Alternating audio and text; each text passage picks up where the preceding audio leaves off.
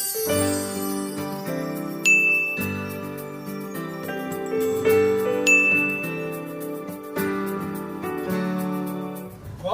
Madinah Saluhuna. Salam bagi pemirsa semua dimanapun Anda berada. Di sini kami akan membahas tentang etnis Batak Toba. Selamat. Faras, Bupatanda Madiriko, Alma Namargoar, Denaya Stefani Saragi. Di sini saya akan membahas tentang sejarah Batak Toba.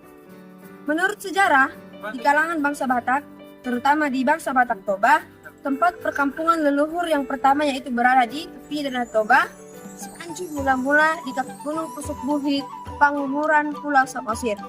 Di tempat inilah keturunannya menyebar, mula-mula hanya di daerah sekitar, kemudian menyeluruh ke seluruh penjuru tanah Batak. Suku bangsa Batak, terutama Batak Toba, beranggapan bahwa mereka berasal dari satu nenek moyang atau genealogis yang sama, yaitu dari raja yang sering disebut dengan Mula Jadi Nabolon. Raja Batak dahulu kala ada 3 orang. Yang pertama adalah Guru Tatea atau Guru Setia, yang kedua adalah Raja Bulan, yang ketiga adalah Guru Isamboa. Selama beberapa abad lamanya, pergaulan mereka dengan suku-suku di Indonesia sangat terbatas. Tapi di kemudian hari, ada keanekaragaman di suku bangsa tersebut. Orang Batak tidak pernah mengatakan bahwa mereka itu adalah suku Batak, tetapi dengan bangsa Batak. Karena mereka memiliki daerah tersendiri atau yang sering disebut dengan Tano Batak, memiliki bahasa sendiri, memiliki tulisan dan huruf tersendiri, serta memiliki budaya yang sangat khas. Dapat dikatakan bahwa seluruh bangsa Batak itu bersaudara, dikarenakan mereka berasal dari satu nenek moyang yang sama yang menurunkan suku tersebut.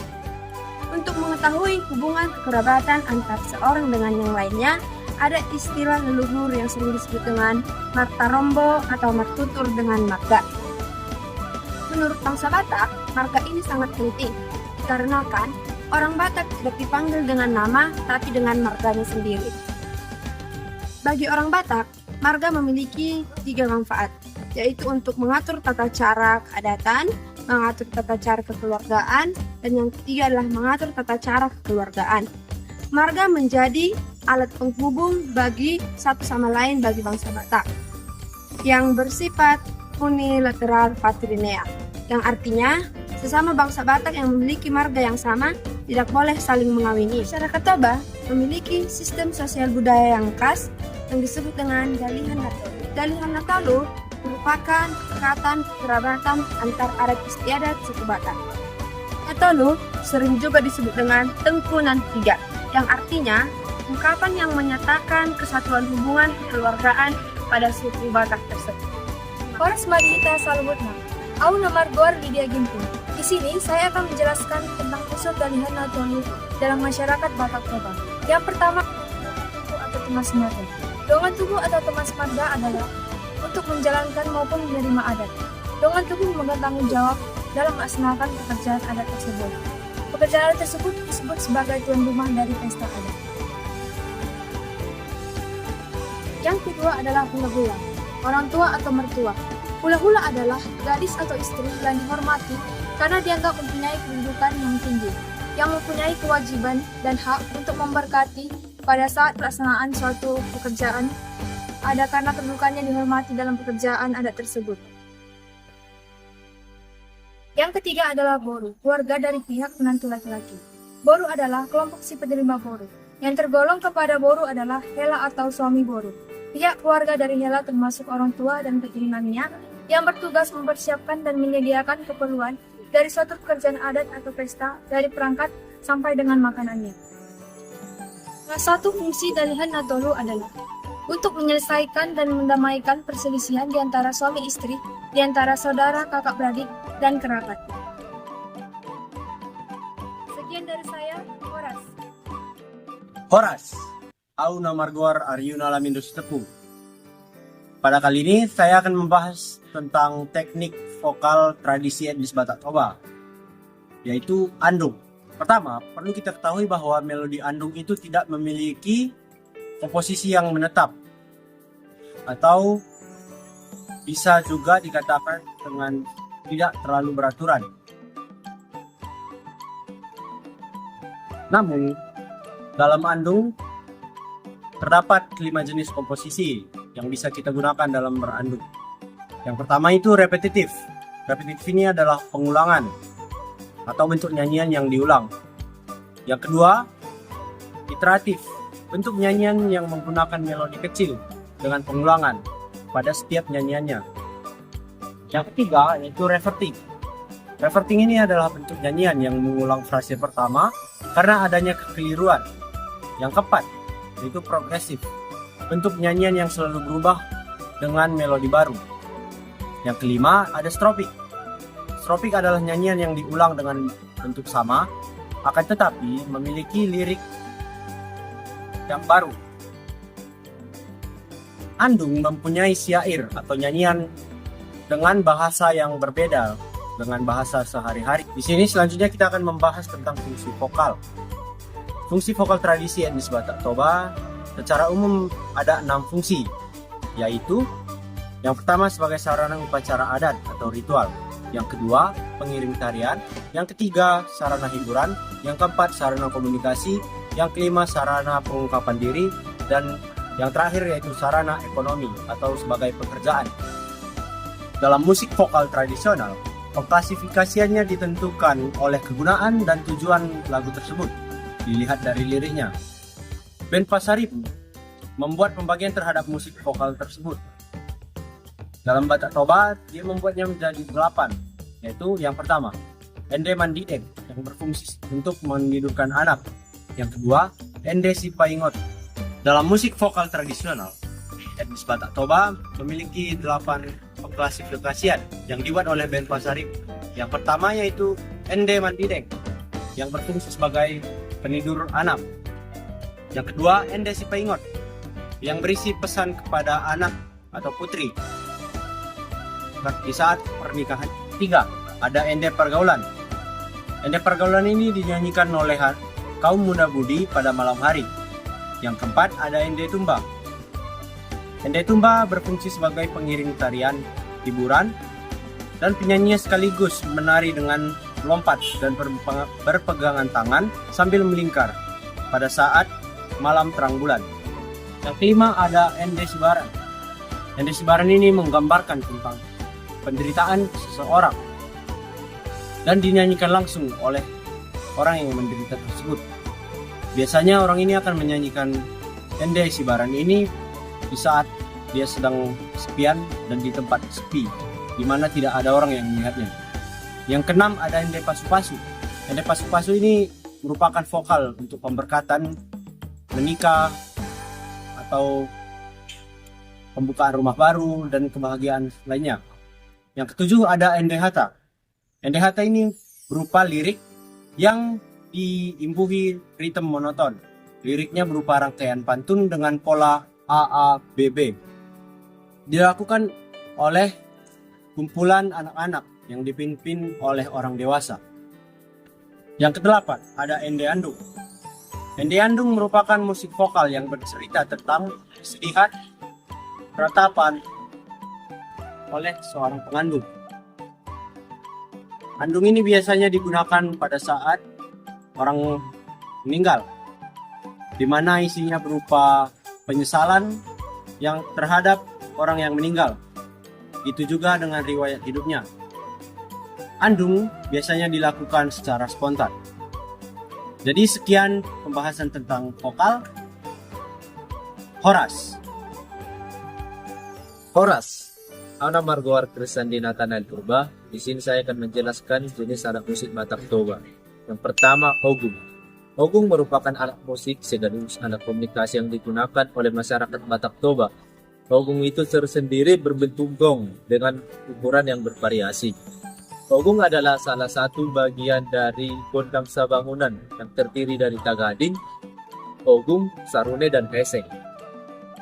Hogung biasa dipakai untuk acara adat seperti upacara meninggal orang tua yang sudah punya cicit atau sering disebut dengan acara sahur matua. Yang kedua, garantung.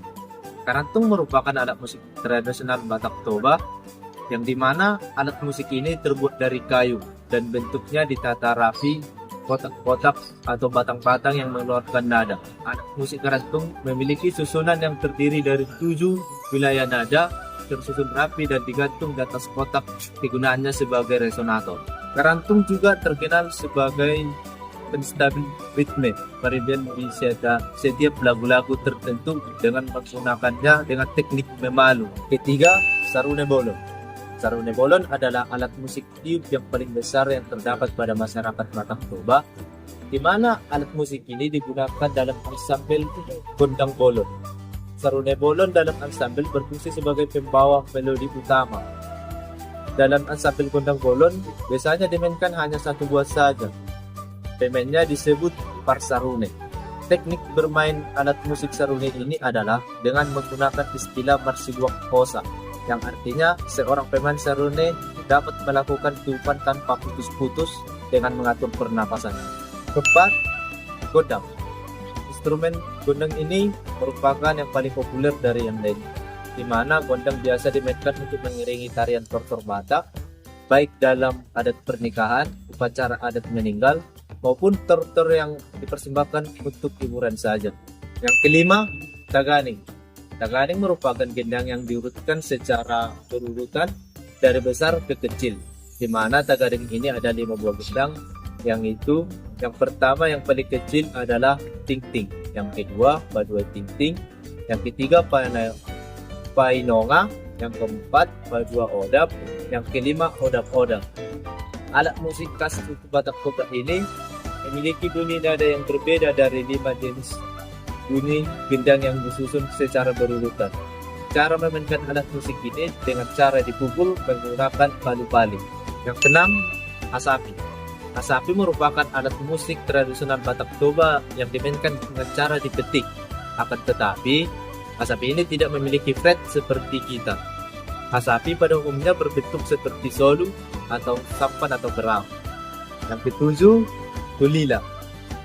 Tulila hampir sama seperti suling yang dimainkan dengan cara ditiup, tetapi tulila memiliki 2 lubang nada yang di sisi kanan dan 2 buah lubang nada di sebelah kiri, dan mempunyai 1 buah lubang tiup di tengah. Suling dan tulila sama-sama terbuat dari bambu. Untuk ukuran suling lebih panjang daripada tulila. 8. Hesek. Hesek adalah salah satu alat musik Batak Toba yang memiliki peran sebagai instrumen pembawa tempo atau penyimpan dasar, yang terbuat dari pecahan logam atau besi dan kadang-kadang dipukul dengan botol kosong. Instrumen ini dimainkan dengan cara mengadu pecahan logam tersebut sesuai dengan irama dari suatu lagu. 9. Panggora. Panggora adalah alat musik yang berjenis gong, tetapi mempunyai bunyi yang cukup unik. Panggora dibuat dari logam seperti besi, kuningan atau perunggu. Suaranya yang dikeluarkan juga nyaring dan keras. Keunikan dari panggora, suara dari alat musik panggora ini berasal dari pukulan dengan menggunakan stick.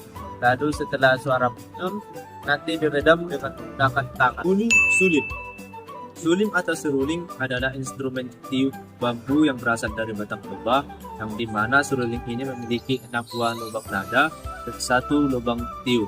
Pada umumnya instrumen ini digunakan sebagai media hiburan untuk mengungkapkan perasaannya, dan dipakai juga pada acara kematian dan pernikahan. Sekian dari penjelasan tips alat musik Batak Toba. Horas. Aku nomor Margoar Herianto Hia. Di sini saya akan menjelaskan tari gerak dasar tradisi etnis Batak Toba. Gerakan dasar atau pakem tortor Batak Toba ada 8, dan gerakan ini tidak dapat dirubah dan seharusnya ada dalam saat kita menortor karena mempunyai arti dan makna tersendiri. Yang pertama, gerak dasar urdos atau mengurut. Gerakan ini melambangkan sifat dan karakter orang Batak yang patuh, sopan, serta orang yang rajin dan mudah diatur. Kedua, tortor mula-mula. Gerakan ini melambangkan permulaan dari setiap yang kita lakukan. diawali dari hati yang bersih, tulus, dan ikhlas agar berkat itu diberikan kepada kita oleh Maha Yang Kuasa. Ketiga, Tortor Somba.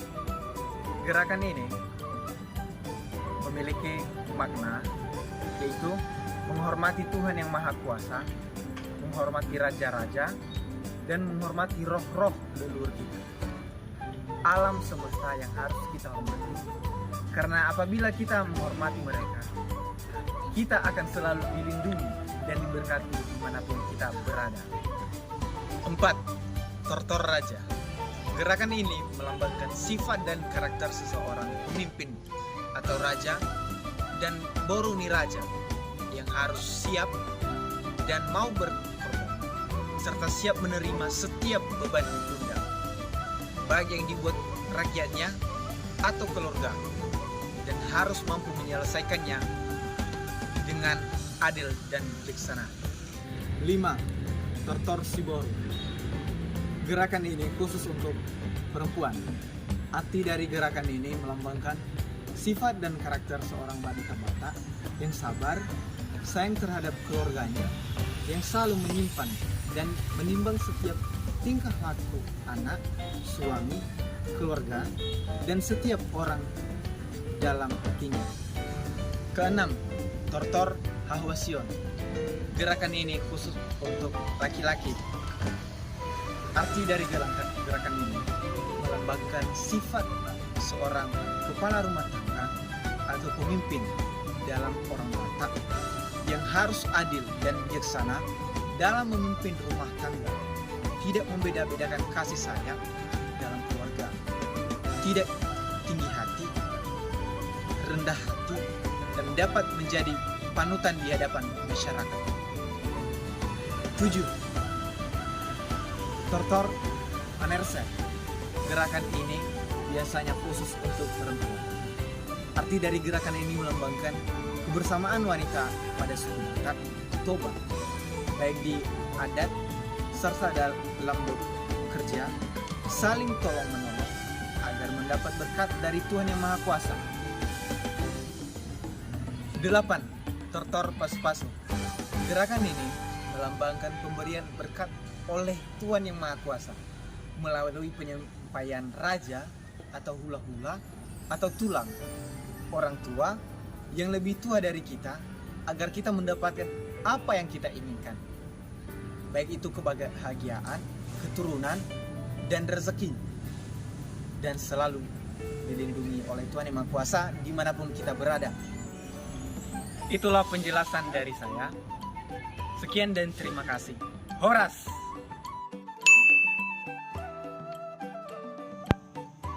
Lahoma mula-mulahon ulan godangon mahoaleama. Mangi hutan oputa si jolo-jolo tubuh. Ia godang mula-mula si tujuh hono dotu oputa mula jadi nabolon.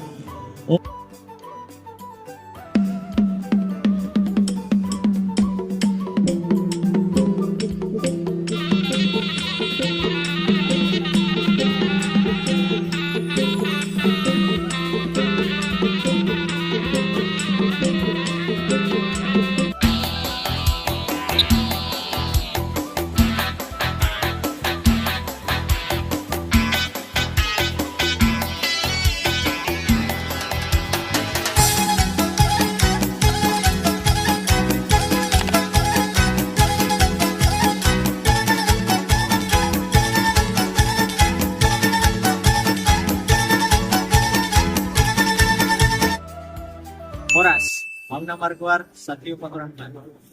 Di sini saya akan menjelaskan tentang pakaian adat etnis Batak Toba. Pakaian adat etnis Batak Toba terbuat dari kain ulos tradisional. Pakaian adat etnis Batak Toba pada laki-laki di bagian atas disebut ampe-ampe dan bagian bawah disebut simpol. Sementara pada perempuan bagian atas disebut oba-oba, bagian bawah disebut kain. Kain ulos tradisional biasanya terbuat dari benang kapas dan pewarna alami. Warna biru terbuat dari tanaman indigo, warna merah terbuat dari kayu secak dan kuning terbuat dari kunyit, dan warna hitam terbuat dari campuran tanaman indigo dan mengkudu, dan warna hijau dari campuran kain dan selanjutnya pada baju adat Batak perempuan. Baju adat Batak perempuan menggunakan bayangan hitam khas dan menggunakan ulos kaki otak sebagai selendang dan rok. Dan pada pakaian adat laki-laki menggunakan celana panjang hitam, menggunakan ulos kaki otak sebagai selendang, bondit yang terbuat dari ulos sebagai ikat pinggang, dan seba-seba yang dikarkan dan hukum dan pada etnis Batak Toba terdapat banyak sekali jenis ulos. Beberapa di antaranya adalah ulos kaki otak, ulos kaki lobu, ulos anta-anta, ulos tang maratur, dan juga ulos mangi. Beberapa jenis ulos lainnya. Horas, Auna Marguard Johannes. Pada kesempatan kali ini saya akan menjelaskan tentang rumah adat Batak Toba. Rumah adat Batak Toba memiliki fungsi utama. Fungsi utamanya ialah sebagai tempat tinggal. Lalu ia memiliki fungsi adat sebagai tempat upacara. Rumah adat Batak Toba dahulunya ditempati oleh para raja Batak Toba. Dulu rumah ini dapat dihuni 4-6 anggota keluarga. Lalu rumah adat Batak Toba memiliki ragam jenis. Rumah adat Batak Toba pada dasarnya dibangun 1,75 meter di atas tanah, berbentuk persegi panjang dan terbuat dari kayu. Di bawah tempat rumah adat Batak Toba dijadikan sebagai tempat peternakan. Lalu ada 2 pintu di dalam rumah Batak Toba. Lalu di dalam rumah adat Batak Toba kita harus tunduk untuk memasuki rumah tersebut. Mengapa? Tentu sebagai tanda makna kita menghormati pemilik rumah tersebut. Selanjutnya kita akan melanjutkan bagian ruangan rumah adat Batak Toba. Jabubong. Jabubong biasanya dapat di sudut belakang rumah. Jabubong biasanya dihuni oleh anggota tertinggi keluarga. Yang kedua, jabu soding. Jabu soding biasanya dihuni oleh anggota keluarga yang perempuan yang sudah menikah namun belum memiliki rumah. Jabu tiga, jabu suhat. Jabu suhat biasanya dihuni oleh lelaki tertua yang sudah menikah. Keempat, seklen. Biasanya dihuni oleh para tamu. Bagian saya akan dilanjutkan oleh kawan saya yang bernama Jeremy. Horas, Auna Marguard Jeremy Armandonixia. Di sini saya akan melanjutkan penjelasan dari teman saya mengenai rumah adat etnis Batak Toba. Perlu diketahui bahwa setiap rumah adat etnis Batak Toba memiliki dapurnya sendiri di bagian belakang dalam jenis bangunan tambahan. Kemudian, di antara kedua deretan bangunan rumah merupakan daerah netral yang disebut danau. Fungsi danau adalah sebagai tempat bermusyawarah. Kemudian, rumah yang pada dasarnya paling banyak dekorasi atau hiasan disebut gorga. Hiasan lain yang dikenal adalah motif masis nipahu dan rotan bedul. Kemudian, rumah tradisional etnis Batak Toba didasarkan pada 2 pengoperasiannya. Yang pertama, rumah yang dipakai sebagai penampung rumah tangga, dan kemudian rumah ini digunakan sebagai tempat penyimpanan atau lumbung, atau juga disebut rumah sopo. Kemudian juga terdapat berbagai makna kehidupan pada rumah Batak. Kemudian rumah tradisional Batak Toba didasarkan pada pengoperasiannya yang dapat dibedakan menjadi 2. Yang pertama, rumah yang digunakan untuk penampungan rumah tangga disebut rumah, dan sebagai rumah yang digunakan sebagai tempat penyimpanan atau lumbung yang dikenal sebagai sopo. Pasokan yang disimpan ini termasuk kayu bangunan dengan pilar-pilar besar dan kokoh, kemudian dinding terbuat dari papan, lantai juga dari papan, sedangkan atap terbuat dari serat. Kemudian terdapat juga berbagai makna kehidupan pada rumah adat Batak Toba. Contohnya, tiang penyangga yang kokoh sebagai fondasi memiliki filosofi gotong royong dan kekuatan.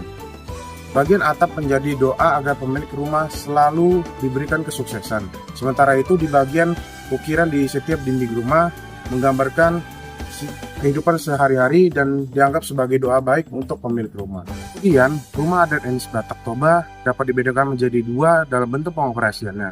Yang pertama, rumah digunakan sebagai tempat penampung rumah tangga atau rumah. Kemudian yang kedua, rumah adat digunakan sebagai tempat penyimpanan atau lumbung yang disebut juga rumah sopo. Kemudian terdapat juga beberapa makna dari rumah adat etnis Batak Toba, misalnya tiang penyangga yang kokoh menggambarkan filosofi gotong royong dan kekuatan. Kemudian di bagian atap menggambarkan doa kepada si pemilik rumah.